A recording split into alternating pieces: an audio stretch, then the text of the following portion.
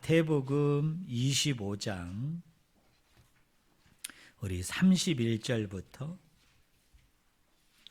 우리 46절까지 보겠습니다. 마태복음 25장 우리 31절부터 우리 46절, 제가 가지고 있는 성경책은 44쪽입니다. 신약성경 44쪽, 마태복음 25장 31절부터 46절. 제가 읽어드립니다.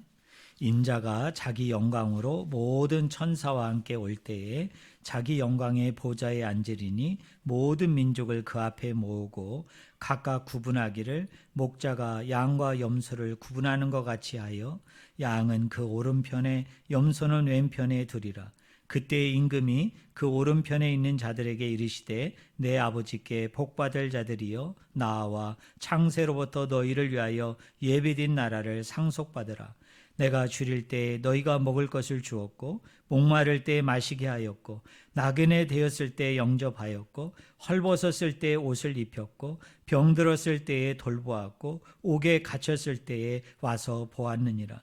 이에 의인들이 대답하되 이르되 주여 우리가 어느 때에 주께서 줄인 것을 보고 음식을 대접하였으며 목마르신 것을 보고 마시게 하였나이까?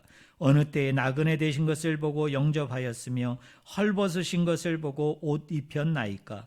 어느 때에 병드신 것이나 옥에 갇히신 것을 보고 가서 배웠나이까 하리니 임금이 대답하여 이르되 내가 진실로 너희에게 이르노니 너희가 여기 내 형제 중에 지극히 작은 자 하나에게 한 것이 곧 내게 한 것이니라 하시고 또 왼편에 있는 자들에게 이르시되 저주를 받은 자들아 나를 떠나 마귀와 그 사자들을 위하여 예비된 영원한 불에 들어가라.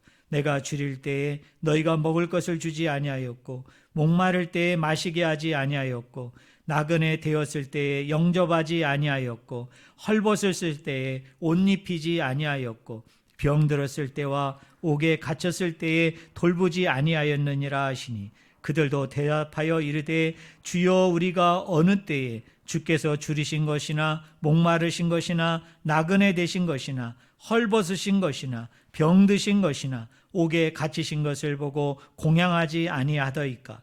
이에 임금이 대답하여 이르시되 내가 진실로 너에게 이르노니 이 지극히 작은 자 하나에게 하지 아니한 것이 곧 내게 하지 아니한 것이니라 하시니니 그들은 영벌에 의인들은 영생에 들어가리라 하시니라. 아멘.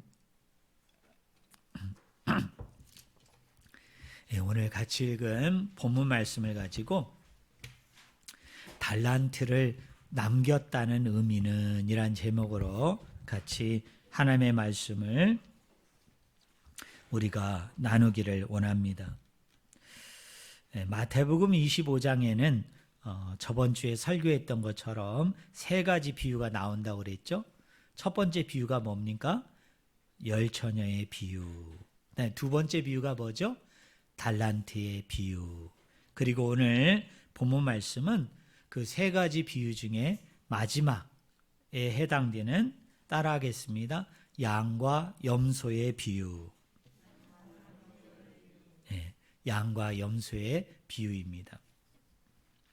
자, 두 번째 비유인 달란트 비유를 보면 예수님께서 이런 말씀을 하시죠. 여러분 이런 비유를 들지 않습니까? 5달란트 받은 자는 나가서 장사하여 이익을 남겨서 몇 달란트를 남겼다고요? 5달란트를 남겼다. 또 2달란트 받은 자도 나가서 장사하여 이익을 남겨서 몇 달란트를 남겼다고요? 2달란트를 남겼다. 그런데 1달란트 받은 자는 어떻게 했다고요? 장사하지 않고 땅에 묻었다가 그대로 1달란트를 주인에게, 주인 되시는 예수님에게 내어드렸다고 그랬죠. 그랬더니 주인이 그거에 대해서 뭐라고 응답했습니까? 5달란트와 2달란트를 남긴 자에게 주님이 칭찬하십니다. 뭐라고 칭찬하셨어요? 착하고 충성된 종아, 네가 적은 일에 충성하였음에 내가 많은 것을 내게 맡기리니 내 주인의 즐거움에 참여할지어다. 이렇게 칭찬했어요. 그런데 1달란트를 받아서 장사하지 않고, 그래서 이익도 남기지 않고 땅에 묻어두었다가 그대로 들인 이 종에 대해서는 주인이 뭐라고 책망을 했습니까? 악하고 게으른 종아, 나는 심지 않는 데서 거두고 해치지 않는 데서 네가 모으는 줄로 알았느냐, 이렇게 책망했다고 우리가 알고 있습니다. 그러면 우리는 여기서 한 가지 물어봐야 되죠. 자, 5달란트를 남겼다, 2달란트를 남겼다라고 얘기할 때 이 남겼다라는 의미가 도대체 무슨 의미인가라는 것을 우리는 한번 생각해 보아야 됩니다. 자, 제가 저번 설교에 마태복음 13장은 일명 천국장이라고 얘기하는데요, 7가지 비유가 나온다. 마태복음 25장을 종말에 일어나게 되어질 하나님 나라에 관한 천국에 대한 비유장인데요, 여기에는 3가지 비유가 나오는데, 이렇게 비유가 한 장 안에 여러 개가 나올 때는 이 비유들이 어떤 연관성이 있다, 어떤 관계성이 있다고 얘기했습니까? 앞에 나오는 비유에서 얘기되어지는 내용을 뒤에 나오는 비유가 어떻게 한다고요? 더 설명해 준다. 그 내용을 받아서 더 확대해 준다는 의미입니다. 그러니까 열처녀의 비유는 달란트의 비유하고 연관이 있고요, 달란트의 비유는 뭐와 연관이 있을까요? 양과 염소의 비유와 연관이 있어요. 그래서 이 3가지 비유는 따로 생각하기보다는 서로 연결되고 있다, 서로 연관되고 있다. 그래서 앞에 있는 비유가 뒤에 있는 비유가 앞에 있는 비유를 뒤에 있는 비유가 받아서 어떻게 해준다고요? 더 설명해주고 있다, 더 확대해주고 있다는 거예요. 자, 열처녀의 비유와 달란트의 비유는 어떻게 연관이 된다고 얘기했습니까? 마태복음 25장 13절에 보니까 깨어있으라, 너희는 그날과 그때를 알지 못하느니라. 자, 깨어있는다는 것이 도대체 무슨 의미인가? 그거는 어디 가서 알 수 있다고요? 달란트의 비유에 가서 설명이 되어진다고 얘기했습니다. 그러면 달란트의 비유와 양과 염소의 비유는 또 어떤 연관이 있습니까? 자, 어떤 사람이 5달란트를 가지고 5달란트를 남겼다고 얘기합니다. 2달란트를 가지고 2달란트를 남겼다고 얘기합니다. 도대체 5달란트를 남겼다, 2달란트를 남겼다고 얘기할 때 남겼다는 의미가 구체적으로 무엇인가를 설명해 주고 있는 것이, 그게 뭐라고요? 양과 염소의 비유. 그러니까 성경을 묵상하는 사람이 달란트의 비유를 가지고만 자기 임의대로, 자기 주관대로 멋대로 해석하면 안 되는 거예요. 야, 봐라, 달란트를 남기지 않았느냐? 그러니 대부분 뭐라고 적용합니까? 교회에 나와서 열심히 충성해야 된다, 열심히 주의 일을 감당해야 된다, 그래야만 착하고 충성된 종처럼 축복도 받을 뿐만 아니라, 주님이 뭐라고 그랬어요? 그 사람에게 많은 것을 맡길 뿐만 아니라 주인의 큰 즐거움에 같이 하게 되어지는 그 영광 가운데, 영화로움 가운데 참여하게 될 것이다. 그러니 열심히 충성하고 열심히 복종하라. 근데 그 대상이 누구냐? 교회라는 거예요. 믿는 사람이라는 거예요. 이렇게 우리가 임의로 내 주관대로 그 부분만 딱 띄어서 생각하면 우리가 그렇게 해석할 수 있는 오류에 빠진다는 거예요. 그래서 우리 예수님은 너무 친절하신 것 같아요. 마태복음을 편집한 이 저자도 너무 친절한 것 같아요. 왜요? 이런 오해를 하지 말라고, 이렇게 임의대로 성경을 해석하지 말라고, 이 달란트의 비유 다음에 예수님께서는 친절하게 그 연장선에서 더 확대해서 설명해 주고 있는 것이 뭐냐? 그게 양과 염소의 비유라는 겁니다. 자, 여기까지 정리해 봅시다. 양과 염소의 비유는 달란트의 비유와 깊은 관련이 있다. 그러면 달란트의 비유를 받아서 양과 염소의 비유는 그 앞에 나오는 어떤 내용을 설명하고 있다고요? 5달란트를 남겼다, 2달란트를 남겼다고 얘기할 때 그 남겼다는 의미가 무엇인지에 대해서 설명해 주고 있는 것이 무슨 비유다? 양과 염소의 비유인 겁니다. 자, 그러면 우리가 한번 살펴봅시다. 제가 10여 년 넘었네요. 제가 이스라엘 나라에 성지순례를 갔어요. 그 성지순례를 갔는데 이렇게 지나가다 보니까 푸른 초원이 있는데 그 푸른 초원에 한가롭게 목자 몇 명이 양을 이렇게 이동시키면서 풀을 뜯기는 장면들을 제가 이렇게 차창 밖으로 이렇게 지켜볼 수 있었습니다. 그런데 우리나라도 비슷합니다만은 여러분 이 팔레스타인 지방에 그 이렇게 목양을 하는 것을 이렇게 지켜보면 양만 기르는 것이 아니라 양을 기를 때 그 양들 무리들 속에는 양의 수에 비하면 형격하게 적지만 그 양들 사이에는 무슨 동물이 같이 있을까요?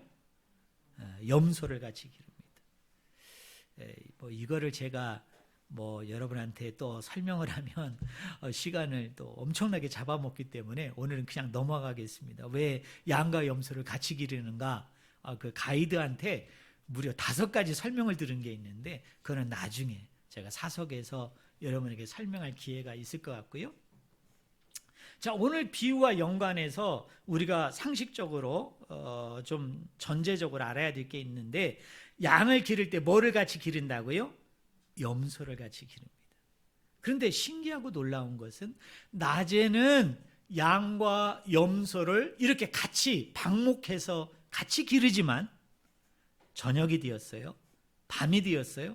그러면 이 양과 염소가 어디로 들어가야 됩니까? 우리 안으로 들어와야 되잖아요. 그때는 어떻게 해야 되나요? 양과 염소를 분리합니다. 그래서 양이 들어오는 우리가 따로 있고 염소가 들어오는 우리가 따로 있는 거예요. 우리 예수님께서는 이걸 알고 계셨던 거예요.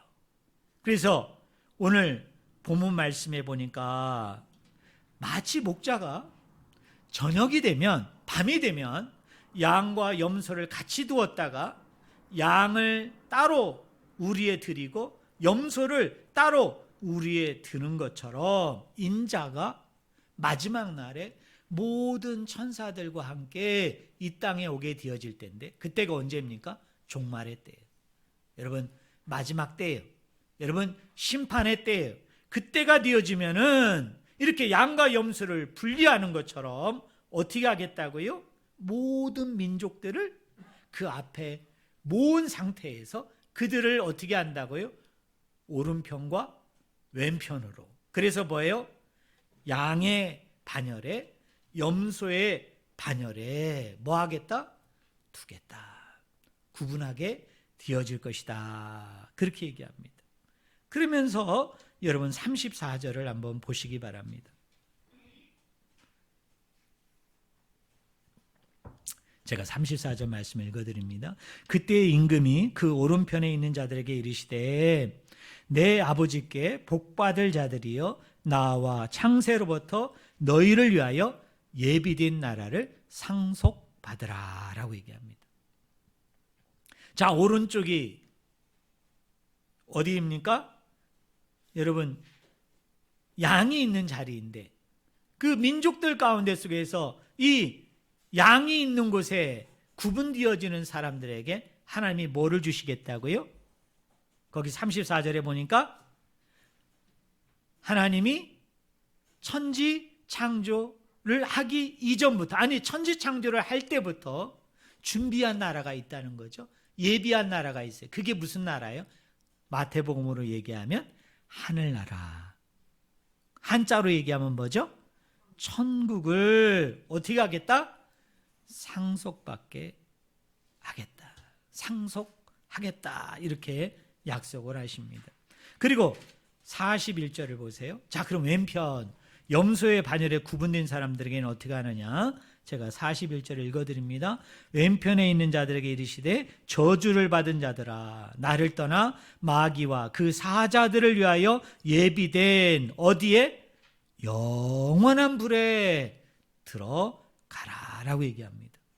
자, 왼편은 염소의 자리인데, 염소의 반열인데, 그곳에 사람들을 구분해서 위치시킨 사람들은 뭘 받게 되어진다? 쉽게 얘기하면 따라하겠습니다. 하늘나라를 상속받지 못한다.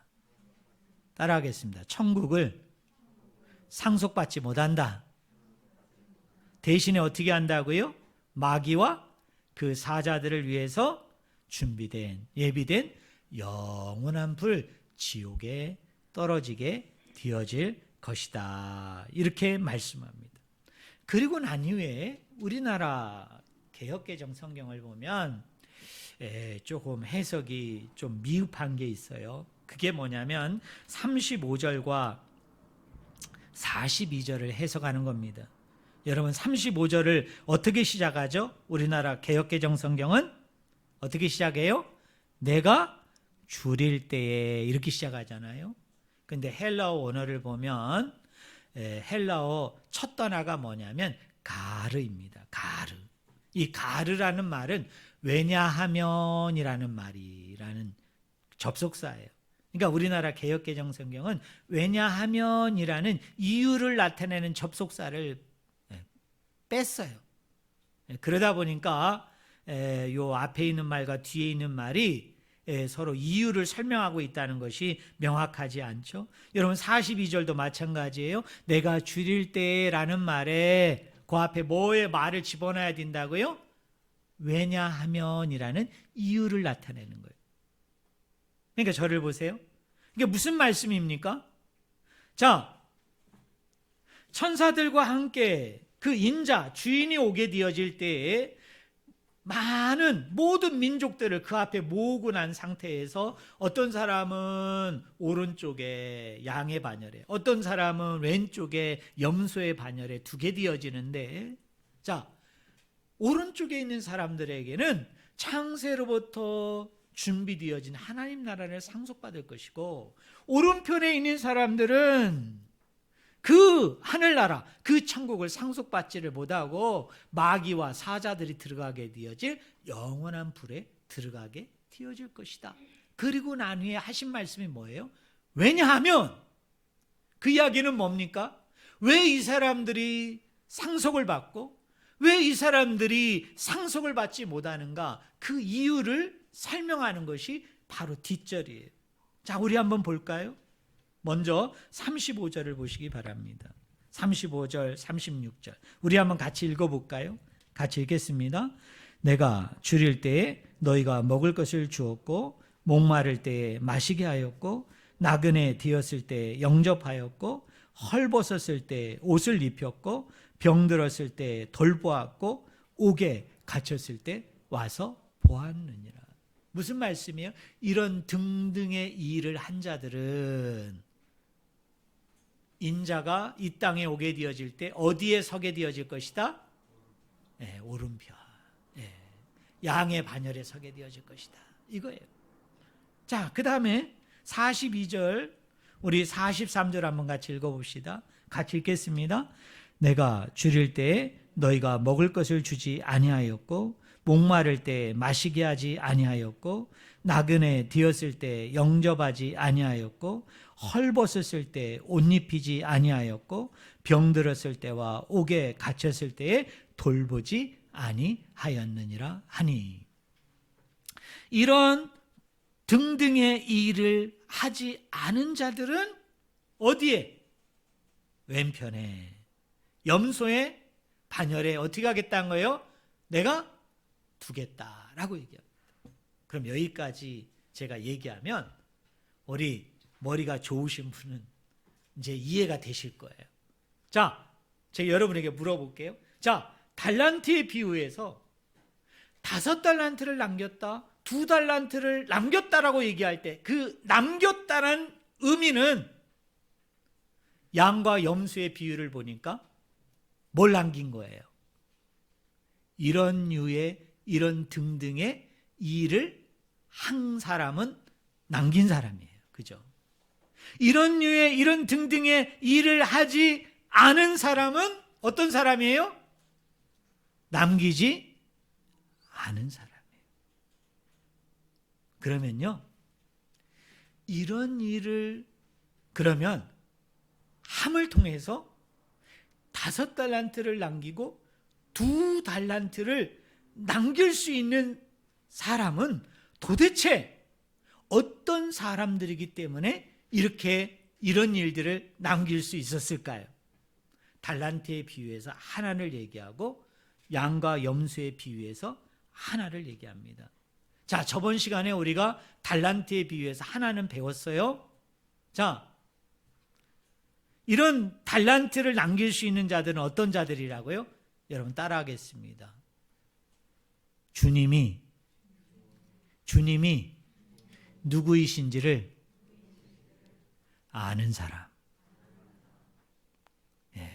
주님이 누구인지를 아는 사람은 5달란트를 남기고 2달란트를 남겼어요. 그런데 1달란트를 남긴 사람은 왜 못 남겼습니까? 주인을 오해했죠. 주인에 대해서 잘못되게 이해했어요. 잘못 알았어요. 주인은 뭐한 사람이라고요? 굳은 사람이다. 제가 굳은 사람이라는 건 뭐예요? 종들은 죽어라고 일을 시키고 자기는 솔선수범해서 본을 보이지 않고 그저 뭐예요? 이익을 볼 때만, 결산을 할 때만, 그런 때만 반짝 나타나서 그를 다 가져가는 그런 주인이라고 이해를 했던 거예요. 그래서 주인이 돌아와 가지고 1달란트 받은 사람에게 아까 제가 여러분에게 얘기하지 않았습니까? 나는 심지 않는 데서 거두고 해치지 않는 데서 모으는 줄로 네가 알았더냐. 이 말은 거꾸로 얘기하면 네가 잘 알았다, 못 알았다? 못 알았다는 거예요. 여러분, 우리 주인 되시는 예수님은 어떤 분이시라고요? 종의 자리에까지 내려와서, 그죠? 일하는 사람의 자리에까지 내려와서 어떻게 합니까? 같이 일할 뿐만 아니라 자기의 뭐까지도? 목숨까지도.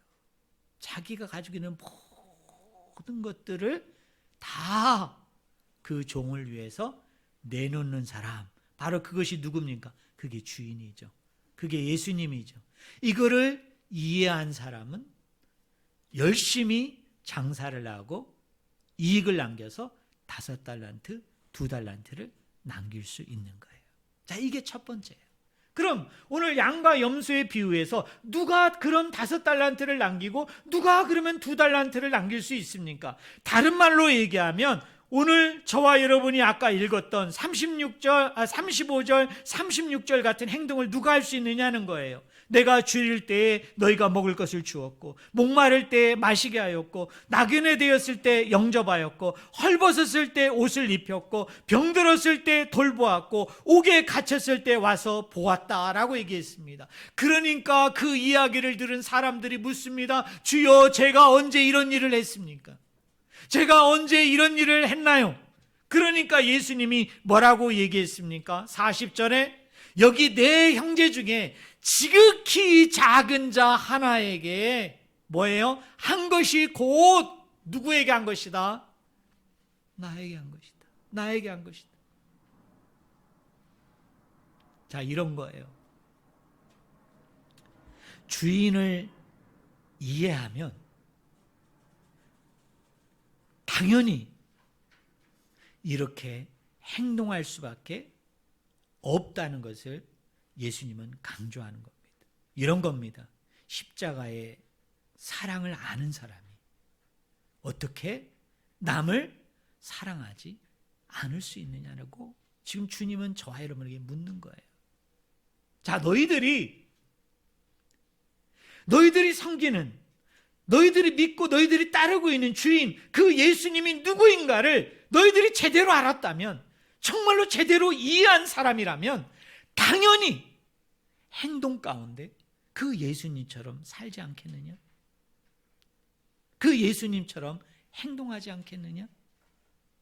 그 주님의 마음이 누구에게 가 있는 걸 알기 때문에 그 주님의 마음이 누구에게 가야 된다는 것을 너무나도 자명하게 알고 있는 사람이라면, 그 주님의 마음을 가지고 있는 자라면 당연히 주님이 좋아하는 일을 할 것이고, 주님이 좋아하는 일은 어떤 거예요? 지극히 작은 자 하나에게 그 도움을, 그 사랑을, 그 자비와 그 긍휼을 흘려보내지 않겠느냐라고 오늘 성경을 읽는 저와 여러분에게 우리 예수님은 뭐 하고 계시는 거예요? 질문하고 계시는 겁니다. 제가 우리 성도님들에게 한번 질문해 볼게요. 예수님이 이 땅에 오셔서 30년 동안 우리 사람들과 똑같이 사시다가 3년 동안 우리가 공생애라고 그러잖아요. 인자로서, 하나님의 아들로서, 하나님으로서 사신 것이 3년입니다.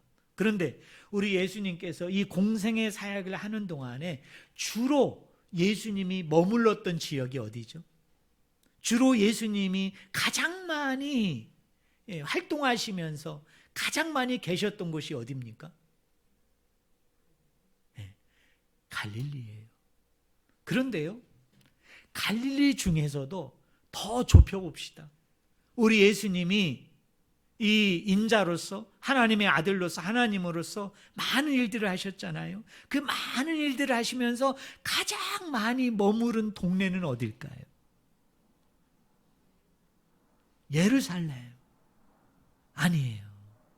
우리 예수님은 예루살렘에 뭐 기껏 해봤자 글쎄요, 뭐 많이 잡아줘봤자 한 달, 뭐 적게 잡아주면 한 열흘, 보름, 그 정도만 계셨어요. 어디일까요? 여러분, 이스라엘의 지명 중에 우리 예수님이 가장 많이 계신 곳이 어디였을까요?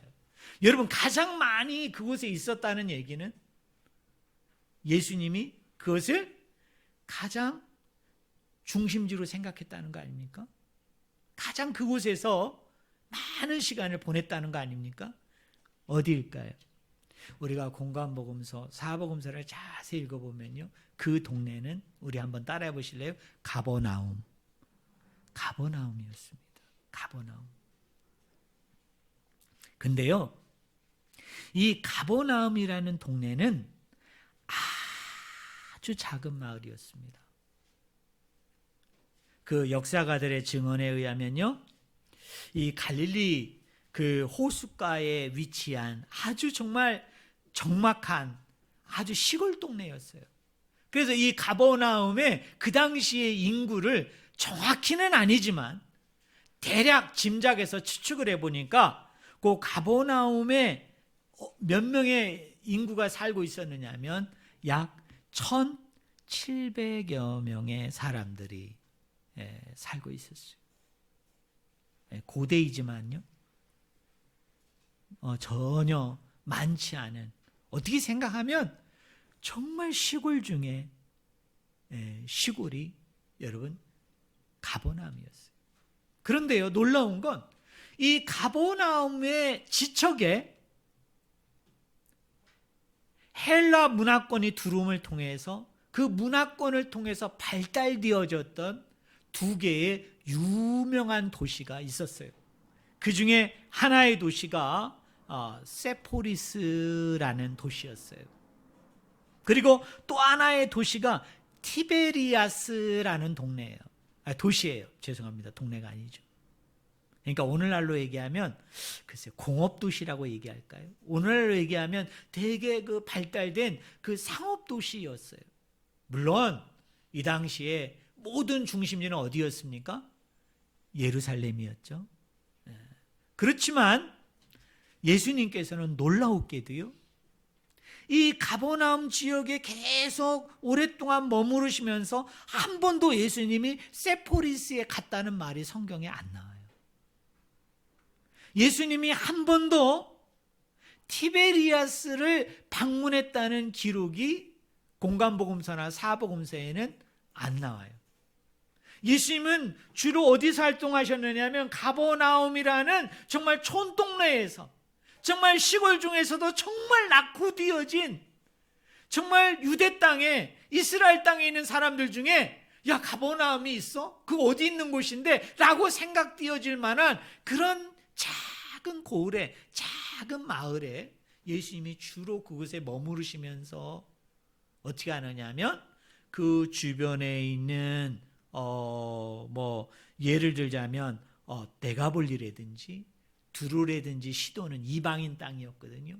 그런 곳에 가셔서 이방인들에게 복음을 전하기도 하고 귀신 들린 자를 만나가지고 귀신을 내어 쫓기도 하고, 그리고 가버나움 주위에 갈릴리의 여러 그런 도심 중심부 지역이기보다는 외곽 지역, 변두리 지역을 다니면서 갖가지 많은 기적과 이적과 능력과 많은 사람들에게 하나님 나라의 복음에 대해서 또 하나님 나라에 관련된 비유의 말씀들을 이렇게 설교하시면서 전파하시면서 순회 전도자로서 이곳저곳을 다니시면서 예수님이 주로 사역을 감당하신 거예요.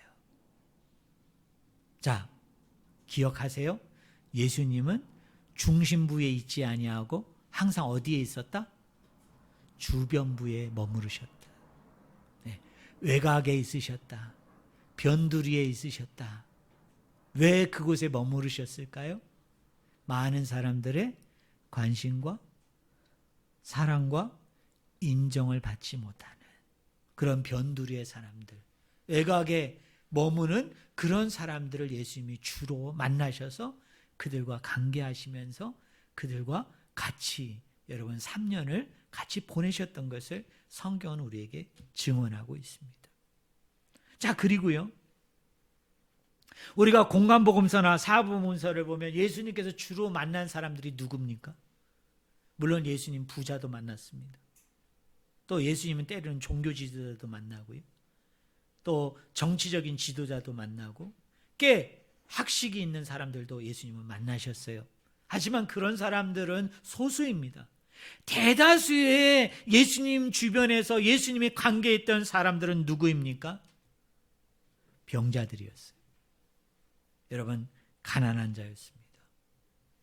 죄인들이었어요. 그리고 여인들이었어요. 이 사람들은 어떤 사람이에요? 주류 사이에서 철저하게 외면받았다.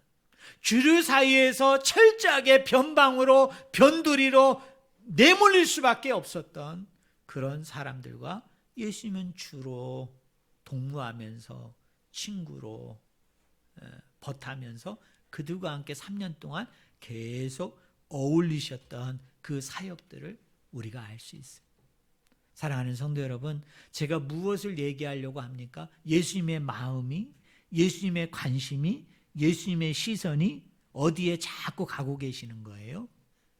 중심보다는 변두리, 그리고 중심부에 있는 사람들보다는 변두리 밖에 사람들의 따가운 시선과 매서운 눈으로 그렇게 외면당하였던 그런 사람들과 예수님은 주로 함께 하셨어요. 그러면서 예수님께서는 어떻게 하든지 그 중앙으로, 중심부로 오시는 것을 예수님이 의도적으로 피하신 것 같아요.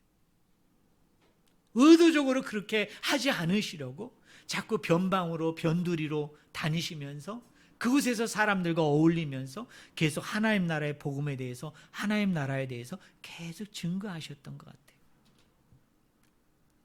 오늘 양과 염소의 비유에서 우리 예수님께서 강조하시는 것은 두 가지입니다. 우리가 종말의 때에, 마지막 때에 이 시대를 살아가면서 우리가 하나님의 착하고 충성된 종들이 되어짐을 통해서 하나님이 나에게 부어주신 엄청난 은혜가 있어요. 엄청난 사랑이 있어요. 그게 선물입니다. 그게 능력입니다. 근데 그것을 달란트의 비유에서는 우리에게 뭐라고 얘기합니까? 너희들이, 어떤 사람은 5달란트, 어떤 사람은 2달란트, 어떤 사람은 1달란트를 남겼다는 거예요. 그리고 주인이 잠시 자리를 비운 사이에 우리가 그 달란트를 가지고 열심히 충성해야 됩니다. 열심히 그 달란트를 가지고 우리가 복종해야 되는데 그 대상이 누구여야 되는가?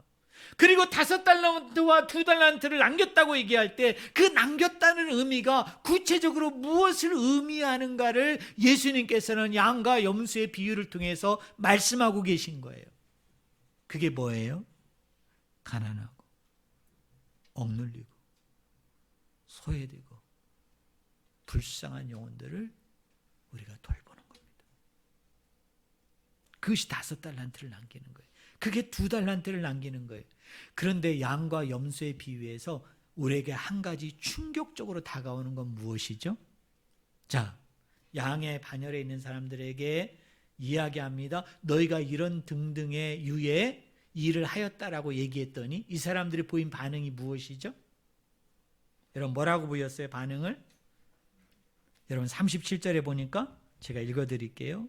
이에 의인들이 대답하여 이르되 주여 우리가 어느 때에 주께서 줄이신 것을 보고 음식을 대접하였으며 목마르신 것을 보고 마시게 하였나이까? 어느 때에 나그네 되신 것을 보고 영접하였으며 헐벗으신 것을 보고 옷 입혔나이까? 어느 때에 병드신 것이나 옥에 갇히신 것을 보고 가서 배웠나이까 하리니 라고 얘기합니다. 이 사람들이 기억한다, 기억하지 못한다? 기억하지 못해. 이건 또 우리에게 주는 충격적인 의미는 무엇이죠? 왜 이 사람들이 기억을 못할까요? 이 사람들에게 그것은 특별한 일이 아니었다는 거죠. 여러분, 기억한다는 것은, 그것이 생각난다는 것은 뭔가 그것이 나에게 특별할 때, 그것이 그렇게 뭔가 좀 구별되어졌을 때, 뭔가 중요하다라고 여겨지면 기억이 되죠. 하지만 내가 지나온 인생 가운데 속에서, 지나온 삶 가운데 속에서 어떤 일이 있었는데 어떤 사람이 그것을 얘기해요. 그런데 그것이 뭡니까? 나에게 그게 기억이 되지 않아. 생각이 나지 않아요. 내가 정말 그랬어? 라는 얘기는 그 사람의 인생에서, 그 사람이 살아온 삶의 발자취에서 그것이 그렇게 대단하고 특별하고 그렇게 중요하고 그렇게 큰 일이 아니었다는 거예요. 근데 이걸 우리가 역으로 생각하면 왜 이 사람들에게는 이게 특별한 일이 아니었을까요? 왜 이 사람들은 이것이 중요한 일이 아니고 대단한 일이 아니고 큰 일이 아니었을까요? 우리 주님은 기억하고 있는데, 우리 주님은 지금 말씀하잖아요. 이건 특별한 거야. 이건 대단한 거야. 이건 큰 거야. 중요한 거야. 근데 왜 이 사람들은 이걸 까먹었죠? 기억도 못하죠? 생각나지도 못하죠? 왜 이런 반응을 보이는 겁니까? 이 사람들의 관점에서 우리가 본다면 우리에게 주는 충격적인 교훈은 뭘까요? 도전은 무엇일까요? 이런 거예요. 너무나 마땅한 거고, 너무나 당연한 거고, 너무나 당연히 있어야 되는 일이기 때문에 그런 일은 나에게 뭐예요? 특별하고 대단하고 중요하고 큰 일이 아니라는 거예요. 그러니 어디 가서 나 5달란트 남겼어, 나 2달란트 남겼어. 우리 간증하는 분들 대부분 간증 그런 거 아니에요? 나 이렇게 충성했어, 이렇게 헌신하고 이렇게 열매 맺었더니 봐, 성경에 나오는 대로 나는 이렇게 복받았고, 나는 나중에 하늘나라 가면은 이런 영화로운 가운데, 영광된 가운데 나는 이렇게 지낼 거야. 물론 하나님이 그렇게 해주세요. 하지만 그 수혜자, 그 당사자는 그것조차도 생각나지 않아요. 그것조차도 그 입술로 그렇게 얘기하지 않아요. 그게 하나님에게 복이 된다는 거예요. 복이 된다는 거예요. 제가 상급이 없다는 거 아니에요. 여러분, 상벌이 없다는 거 아니에요. 상급은 있습니다. 상벌은 있습니다. 그러나 하나님이 우리에게 요구하는 종의 바른 자세가 뭐예요? 달란트를 남긴 자의 올바른 자세가 뭐죠? 나는 했지만 너무나 당연한 일이고 너무나 마땅한 일이고 당연히 있어야 될 일이기 때문에 기억도 못하는, 여러분 생각도 못하는, 말도 못하는 일이 되어져야 되는 거예요. 그건 주님의 몫이야, 내 몫이 아니야. 그건 주님이 나중에 챙겨줘야 되는 것이에요.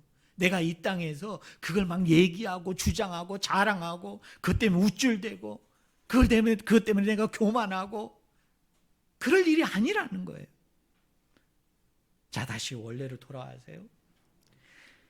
우리에게 너무나 충격적인 건 이런 거예요. 자, 한번 따라해 보시래요. 주님의 마음을 이해하는 사람은 당연히 주님의 마음을 가진 자요. 따라하겠습니다. 당연히 주님이 좋아하는 일을 하는 자다. 그게 제자입니다. 제자는 다른 게 아니에요. 여러분, 내가 정말 하나님의 제자인가? 내가 정말 예수님의 제자인가? 내가 정말 주인의 그 기쁨과 즐거움에 참여하고 있는 제자인가는 뭘로 알 수 있습니까? 세 가지예요. 나는 주님을 얼마나 잘 알고 있는가. 그래서 어떻다고요? 주님의 마음을 갖는 거예요. 당연히. 왜? 그 주님의 마음을 아니까. 그러면 나는 주님의 마음을 가질 수밖에 없죠. 왜냐하면 나를 위해서 다 비우셨대. 나를 위해서 모든 걸 다 쏟아부어 주셨대. 나를 위해서 그만큼 자기의 목숨마저도 내놓았대. 여러분, 직장 안에서 이런 주인 어디 있어요? 여러분, 우리 이 세상에 인간이 사는 데에 이런 주인 보셨어요? 이런 주인 없어요. 어떻게 종을 위해서, 노예를 위해서 자신의 목숨을 내놓는, 여러분, 어떤 기업가가 있습니다. 어떤 리더가 있어요. 어떤 오너가 있어요. 어떤 전문 경영인이 있어요. 그 회사가 작든 적든 여러분이 회사에서 어떤 책임을 맡은 책임자라고 여깁시다. 여러분의 부원을 위해서 내 목숨까지도 내놓을 수 있어요? 내가 그를 위해서 그만큼 희생을 내가 지불하고, 내가 그만큼 나의 모든 대가를 그 사람을 위해서 다 쏟아부을 정도의, 그 정도의 사람입니까? 여러분, 인간 세계에는 있을 수 없는 일이에요. 그 일을 누가 하셨느냐? 내 주인이 했대. 여러분, 내 예수님이 했대. 그러니까 나는 당연히 그 마음을 내가 가질 수밖에 없는 거죠. 왜? 나를 위해서 그렇게 했기 때문에 나도 그렇게 살아야 되겠다라는 그 마음을 가진 거예요.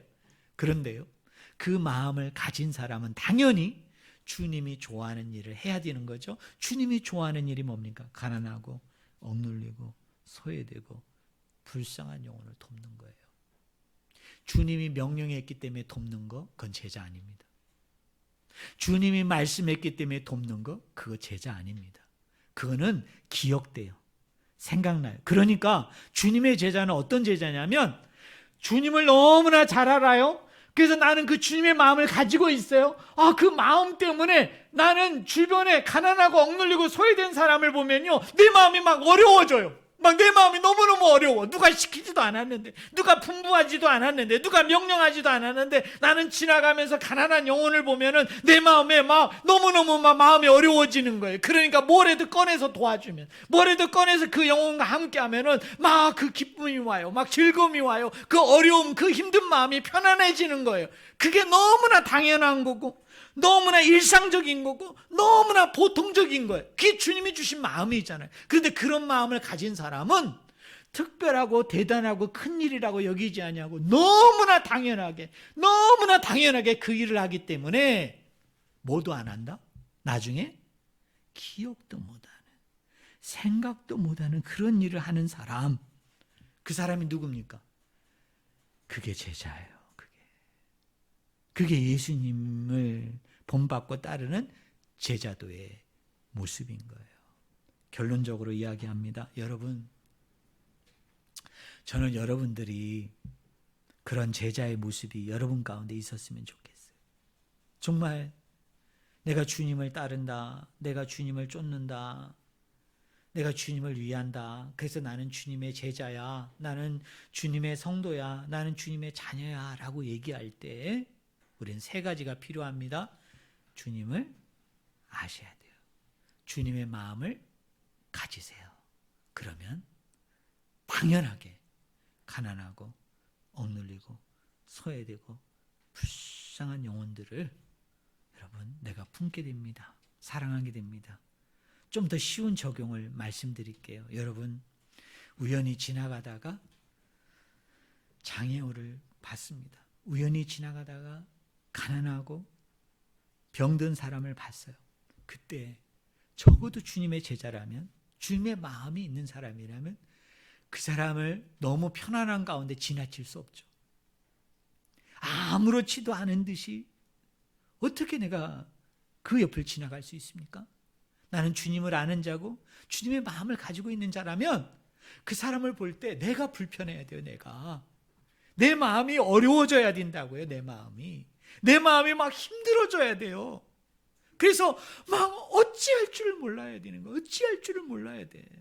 그런데 내 호주머니에서 단돈 얼마라도 내가 내놓는 순간에 그 어려움이 그 힘든 마음이, 그 아팠던 마음이, 그 어찌할 바를 모르던 마음이 너무 편안한 거야. 뭔가 나를 눌렀던 그것으로부터 내가 좀 놓이는 것 같아.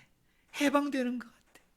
그래서 그 기쁨을 가져, 그 즐거움을 가져. 그게 주인의 기쁨이에요. 그게 주인의 즐거움. 그런 못 이기는 마음, 그 못 여기는 마음을 우리 주님이 가지고 이 땅에 오셨고, 주님이 그 십자가를 감당하심을 통해서 그분이 그 주님의 하나님의 기쁨과 즐거움에 가지셨다는 이야기가 바로 그 이야기거든요. 저는 우리 성도님들이 적어도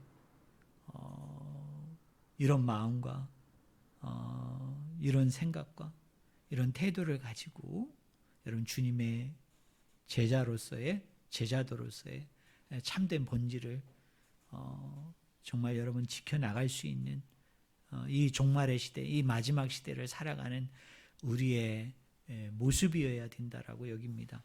정말 이런 결단과 이런 헌신과 충성이 저와 여러분들 가운데 일어나기를 주님의 이름으로 간절히 축원을 드립니다. 기도하겠습니다.